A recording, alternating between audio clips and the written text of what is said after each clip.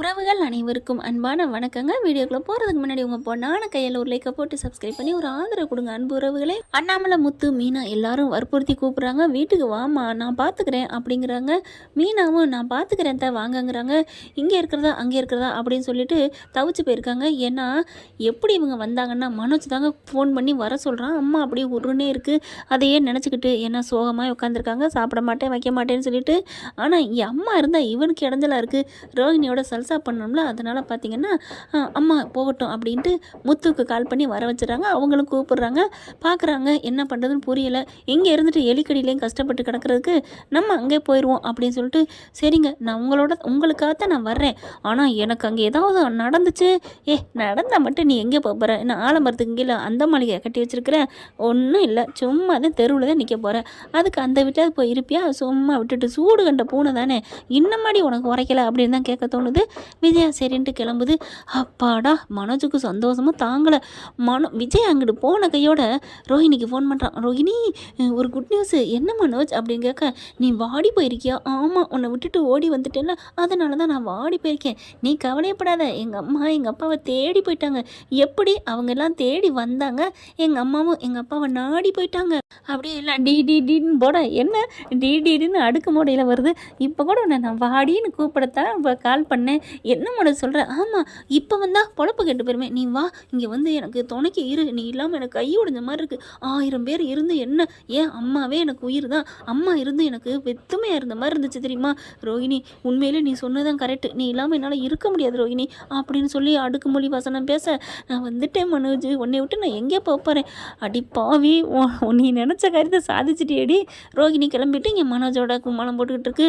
இங்கே விஜயா வீட்டுக்கு போகிறாங்க.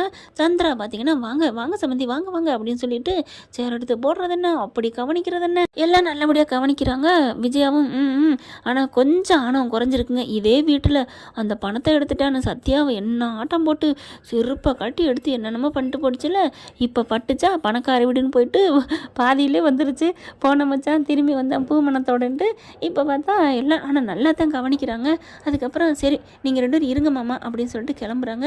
எங்கே கிளம்புறாங்கன்னா வேலைக்கு போகிறாங்க. அவங்க அம்மா நீ அப்படி இல்லை, நான் இங்கே எல்லாம் வேலை பார்த்துட்ருக்கேன்டி, இருமா உனக்கு நான் எல்லா வேலையும் நான் பார்த்துட்றேன், அங்கே போய் பூக்கடையில் எல்லாத்தையும் என்ன யாராருக்கு முக்கியமாக கொடுக்கணுமோ நான் அதை கொடுத்துட்டு வரேன், நீங்கள் இருமா நான் பார்த்துக்கிறேன், நம்ம கடை அதாவது கோயில் வியாபாரம் கெட்டு போயிடக்கூடாதுன்னு சொல்கிறாங்க. நான் பார்த்துக்கிறேங்கிறாங்க. இல்லடி நானும் வரேன் அப்படின்னு சொல்கிறாங்க. நீ வேலையெல்லாம் முடிச்சுட்டு வா அப்படின்னு சொல்லிட்டு கிளம்பிடுறாங்க. முத்துவும் அதை என்ன பண்ணுறாரு, நானும் உனக்கு ஹெல்ப் பண்ணுறேன் அப்படின்னு சொல்லிட்டு அங்கே போய் ஓவராக ஒரு என்ன கட்டணுமோ எல்லாத்தையும் பூக்களை கட்டி யார் கொடுக்கணுமோ கொடுக்குறாங்க. கொடுத்துட்டு என்ன பண்ணுறாங்க, போயிட்டு நம்ம சாமி கும்பிட்டு போமா, மனசுக்கு ஒரு மாதிரியாக இருக்குது அப்படின்னு மீனா கேட்க, நான் வர்றேன் மீனா, நானும் வரமாட்டேங்கிறேன் அப்படின்னு சொல்லிட்டு 2 பேரும் கோயிலுக்குள்ளே போகிறாங்க. சாமி கும்பிட்றாங்க. சாமியை கண்ணை மூடி கும்பிட்றாங்க. சீக்கிரம் எங்களுக்கு எப்படியாவது அந்த வீடு கிடைக்கணும், நாங்கள் நல்லது தான் நினைக்கிறோம், யாருக்கும் ஒரு கெடுதியும் நினச்சதில்ல, கடவுளே எங்கள் அத்தை விட்டு வீடு எங்களுக்கு கிடைக்கணும், பாவம் எங்கள் அத்தை மாமா எல்லாம் பிரிஞ்சிருக்காங்க அப்படின்னு சொல்லிட்டு கனவுட வேண்டுறாங்க. முத்து பார்க்குறாரு, எப்படி அடுத்தவங்களுக்காகவே வேண்டுற, ஏங்க இப்படிலாம் பேசுகிறீங்க, அது நம்ம வீடு இல்லையா, நமக்காகவும் தான் வேண்டுறேன், மற்றவங்களுக்காகவும் தான் வேண்டுறேன் அப்படின்னு இவங்க பேசிகிட்டு இருக்காங்க. இங்கே விஜய் என்ன பண்ணுது, எனக்கு போர் அடிக்குதுங்க, இப்போ என்ன பண்ணலாம், அண்ணாமலை பார்க்குறாரு. சரி வா சும்மா எங்கேயாவது வாக்கிங் போவோம், பார்க்கு எதுவும் போமா அப்படிங்கிறாங்க. சரின்னு சொல்லிட்டு 2 பேரும் போகிறாங்க. சம்மந்தி அப்படின்ட்டு வராங்க. எல்லாம் திரும்ப காஃபி குடிச்சிட்டு போங்களேன் அப்படிங்கிறாங்க. இல்லை நான் அங்கே போய் குடிச்சிக்கிறேம்மா. இல்லைண்ணே, நீங்கள் எப்படி இந்த டயத்துக்கு நீங்கள் குடிப்பீங்கன்னு என் மீனா சொன்னா, அதனால தான் நான் போட்டு வச்சுருக்கேன், இந்தாங்க குடிக்கிறீங்களா, போகிற வழியில் வேணால் குடிச்சிக்கோங்க. எவ்வளோ ஒரு பிரியம் அப்படின்னு அண்ணாமலை நினச்சி சரிம்மா அப்படின்னு அந்த பிளாஸ்கை வாங்கிக்கிறாங்க. விஜயாவுக்கும் கொஞ்சம் புல் அரிக்குது. அதுக்கப்புறம் 2 பேரும் போயிடுறாங்க. போயிட்டு சரி நம்ம கோயிலுக்கு போயிட்டு போவோம் அப்படின்னு கோயிலுக்கு போகிறாங்க. கோயிலுக்கு எங்கே போகிறாங்கன்னா நம்ம மீனாவோட கோயில் தாங்க. அங்கே பார்த்தீங்கன்னா சாமி கும்பிட்டுட்டு இருக்காங்க. ஆல்ரெடி உள்ளுக்குள்ளே எல்லாருமே சாமி கும்பிட்டு இந்த பக்கம் போகிறாங்க, அவங்க அந்த பக்கம் போகிறாங்க. போயிட்டு இருக்கல இங்கே சிந்தாமணி படையோட போகுது, சாமி கும்பிடல கூட படையோட தான் போகுது. மீனாவையும் முத்துவையும் பார்க்குறாங்க. என்ன நடுத்தருக்கு வந்துட்டீங்க போல இருக்கேன், எப்படி என்கிட்ட பகச்சுக்காதுன்னு சொன்னேன் கேட்டியா, இங்கே பாரு நாங்கள் நல்லது வணங்குறக்கா வந்திருக்கோம், நாரகாசமாக ஓ மூஞ்சியில் முழிக்க வேண்டியது இருக்குது அப்படின்னு திரும்பி போக, ஹலோ அப்படின்னு சொடுக்க போகுது சிந்தாமணி. சொந்த செலவில் வச்சுக்கிறேன்னு சொல்லுவாங்கல்ல, அந்த மாதிரி தான். எங்கே போகிற இங்கே பாரு சாமி கும்பிட வந்திருக்கேன், மரியாதையாக போயிரு அப்படின்னு கத்துறாங்க. இங்கே பார் உன்னை எந்த அளவுக்கு கொண்டாந்தேன் பார்த்தியா, அந்த வீடு என் பேருக்கு மாற வப்பண்டி, எப்படி நீ மாறும், எப்படி பண்ண முடியும் அப்படின்னு செம்ம கோவத்தில் அப்படி மீனாவும் கோபத்தில் கொந்தளிக்கிறாங்க. அடங்கடி அப்படின்னு சொல்லிட்டு, இங்கே பார் எல்லாமே நான் எங்கள் இதில் வச்சுட்டேன், உன் மாமியை ஒரு கேனச்சிருக்கி, மாஸ்டர்னு ஏன் கெஞ்சிக்கிட்டு வந்தேன்னு நினைக்கிற, சொத்தை எழுதி வாங்குறக்கா தான், எப்படியாவது அவங்க அவங்கள கைக்குள்ள போடுத்தேன், அது ஒரு கேனை. இன்னமும் என்னத்தான் நம்பும், இவ்வளோ பண்ணியிருக்கனே, இப்போ கூட நின்று பார்த்தாலும் என்னத்தான் நம்பும். அப்படிப்பட்டவடி உன் மாமியா, அதனால தான்டி நான் வப்பேன்டி ஆப்பு. என்ன வேணாலும் பேசிக்க, என் மாமியாரை பற்றி பேசினேன், என் அத்தை நல்லவங்கடி, உனக்கு நம்பினவங்களுக்கு துரோகம் பண்ணதில்லடி. ஏண்டி உன்னை இம்புடு பேசியுமே நீ உன் மாமியாருக்கு பேசுவியா? பேசிட்டு போகிறாங்க, என் அம்மா தானே, என் மாமியா எனக்கு அம்மா மாதிரி, அவங்க பேசினா என்ன, பொண்ணை வந்து அம்மா பேச மாட்டாங்களா? அந்த மாதிரி தான் நான் நினச்சிக்குவேன். அப்படி இருக்கையில் நீ பேசுகிறக்கா நான் விடுவேனா?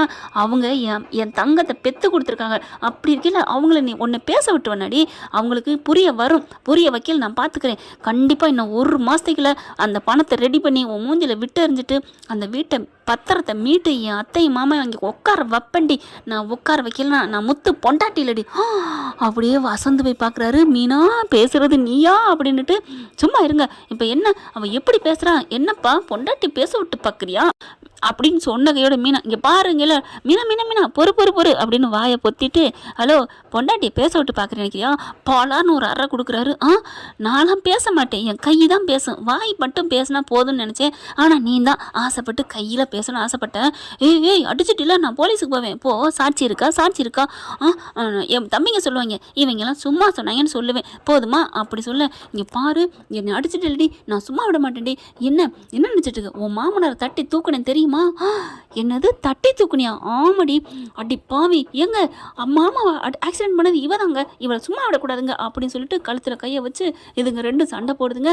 பாவி மாவளைன்னு போட்டு சாத்த கரெக்டாக விஜயம் அண்ணாமலையும் கேட்டுக்கிட்டே இருக்காங்க. எல்லாத்தையும் கேட்டகையோட, அடி பாவி நீ தான் எல்லாத்துக்கும் காரணமாடி அப்படின்னு சொல்லிட்டு, தள்ளு மீனா தள்ளு முத்து அப்படின்னு 2 பேரையும் ஒதுக்கி விட்டுட்டு விஜயா பார்க்குதுங்க சிந்தாமணியை. ஐயோ எல்லாமே தெரிஞ்சு போச்சோ. மாஸ்டர், சி வாயை மூடுறி, மாஸ்டருங்கிற வார்த்தையை அசிங்கப்படுத்துகிற, உன் வாயிலிருந்து இனிமேல் மாஸ்டர்னே சொல்லாத அப்படின்னு சொல்லிட்டு, எல்லா பாவத்துக்கும் நீ தான் காரணமா? நான் நினச்சேன்டி அப்போவே, இந்த காலத்தில் கர்ணன் பிரபு மாதிரி 50,000 வச்சுக்கோங்க, லட்சக்கணக்கில் வச்சுக்கோங்க, பத்திரத்தை மீட்டுக்கோங்கன்னு 10 லட்சம் கொடுத்ததுன்னு நான் அப்போவே நினச்சேன்டி ஏதோ இருக்குன்னு. இதுக்காகத்தான் பண்ணியா அப்படின்னு சொல்லிட்டு சாத்துறாங்க, அடின்னு அடிக்கிறாங்க. விடுங்க இது கோயில், விட்டுருங்க, இவளை சும்மா விடக்கூடாது, பத்திரத்தை வாங்கிக்கிட்டு அப்புறம் வச்சுக்குவோம் அப்படின்னு சொல்ல, அதுக்கப்புறம் டேய் வாங்கடா இங்கே பாருடி, உன்னை நான் சும்மா விட மாட்டேன்டி அப்படின்னு மீனாவை திட்டிட்டு போகிறாங்க. அந்த குரூப்புறம் போயிடுது. போனகையோட, மாமா நீங்கள் எப்போ வந்தீங்க அப்படிங்கல, நாங்கள் அப்போவே வந்துட்டோம்ப்பா அப்படின்னு சொல்லிட்டு ஒரு மாதிரியாக மீனாவை முத்துவையும் விஜயா வச்சக்கன்னு வாங்காமல் பார்க்குது. என்ன அப்படிங்கல, வாங்க வீட்டுக்கு போவோம் அப்படிங்கிறாங்க. மீனா அப்படின்னு கூப்பிட, மீனான்னு கூப்பிட்டோன்னு அப்படியே உருகி போகுது மீனா. அத்தை அப்படிங்கல, டக்குன்னு மீனாவை முத்தையும் கட்டி பிடிச்சிடுறாங்க, இறுக்கி அணைக்கிறாங்க. அப்படியே மீனாவை கட்டி பிடிச்சி, மீனா நீ இவ்வளோ பாசம் வச்சிருக்கியா, என்ன அம்மான்னு சொன்னிய, அம்மாவான்னு நினைக்கிற? ஆமத்தை, நான் எப்போ உங்களை கல்யாணம் பண்ணி வந்தனோ, அந்த வீட்டுக்கு வந்தனோ, அப்போ இருந்து உங்களை நான் அம்மாவை தான் நினைக்கிறேன். நீங்கள் என்ன பேசினாலும் எங்கள் அம்மாவை தான் முகத்தில் நினச்சிக்குவேன். அம்மா பேசுனா நம்ம கோச்சுக்க போகிறோம், அது மாதிரி தான் அத்தை நினச்சேன். அப்படியே முத்துவையும் பார்க்குறாங்க. ஆமாம்மா, நீங்கள் மீனாவை இப்போ அது புரிஞ்சுக்கிட்டேன். ஒருத்தவங்களுக்கு கெட்டது வரையில் தான் நல்லதை பற்றி தெரிஞ்சுக்கணும்னு சொல்லுவாங்க. இப்போ நல்லா புரிஞ்சுக்கிட்டேன்டா அப்படின்னு சொல்லி கட்டி அணைக்கிறாங்க. மார்போட மாற கட்டி அணைச்சு கழுத்தை ஒட்ட வச்சு சந்தோஷப்படுறாங்க. விஜயா, என்ன ஃப்ரெண்ட் இப்படி போனால் நல்லா தானே இருக்கும்? விஜயா கூடிய சீக்கிரம் திருந்தினா நல்லா இருக்கும்னு நினைக்கிறவங்க கமெண்ட்ஸில் கருத்தை தெரிவித்து ஒரு லைக்கை போட்டு சப்ஸ்கிரைப் பண்ணி ஆதரவு கொடுங்க அன்பு உறவுகளே. Thank you friend.